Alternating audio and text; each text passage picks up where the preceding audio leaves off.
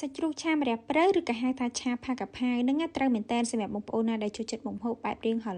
ដិតអីហ្នឹងដឹងតែត្រូវហ្មងជាពិសេសពេលដែលយើងធ្វើហ្នឹងបងប្អូនកុំភ្លេចបន្ថែមពងមាន់ឬក៏ពងទាជាប់នៅមួយគ្រាប់ទៀតមកគឺកាន់តែមានរសជាតិឆ្ងាញ់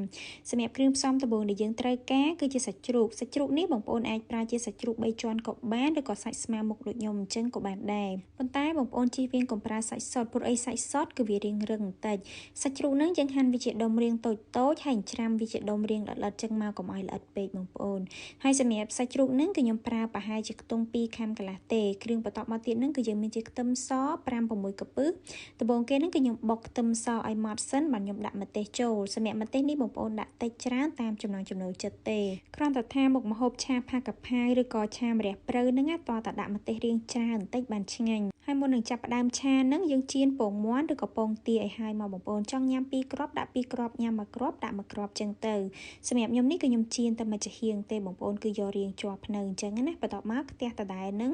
គឺយើងដាក់អំពងខ្ទឹមសជាមួយនឹងម្ទេសដែលយើងបានបុកឲ្យស្រាប់ហ្នឹងយើងអំពងវា3-4នាទីតតឡើងក្លិនឈ្ងុយមកល្មមសិនចាំដាក់សាច់ជ្រូកចូលបន្ទាប់ពីដាក់សាច់ជ្រូកចូលហើយគឺយើងឆាសាច់ជ្រូកជាមួយនឹងខ្ទឹមសហើយនឹងម្ទេសហ្នឹងឆាតតែឆ្អិនសិនមកចាំយើងដាក់គ្រឿងសម្រាប់គ្រឿងដំបូងគេហ្នឹងគឺយើងប្រើជាទឹកត្រី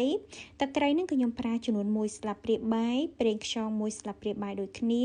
សម្រាប់ទឹកស៊ីអ៊ីវខាប់នេះបងប្អូនដាក់ក៏បានអត់ក៏បានដែរម្សៅស៊ុប1ស្លាបព្រាកាហ្វេប៊ីចេងកន្លះស្លាបព្រាកាហ្វេហើយចុងក្រោយគេហ្នឹងគឺជាស្ករកន្លះស្លាបព្រាបាយបន្ទាប់ពីយើងដាក់គ្រឿងក្រូចចូលរួចរាល់អស់ហើយយើងឆាគ្រឿងជាមួយនឹងសាច់ហ្នឹងឲ្យគ្រឿងនឹងរាងស្ងួតបន្តិចបងប្អូនកុំឲ្យវានៅរាងទឹកចឹងទៅ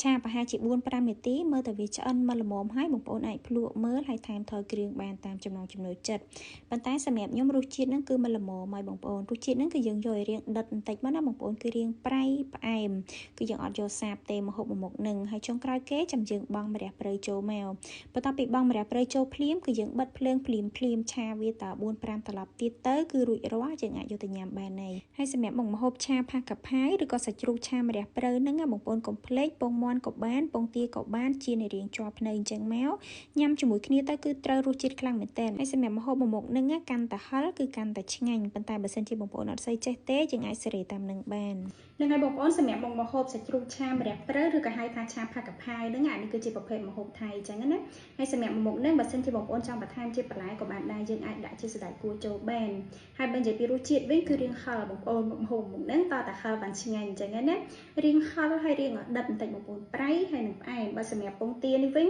បងប្អូនចង់ដាក់ក៏បានអត់ក៏បានដែរគ្រាន់តែថាញ៉ាំជាមួយគ្នាអញ្ចឹងទៅវាត្រូវគ្នាអញ្ចឹងណាកាន់តែឆ្ងាញ់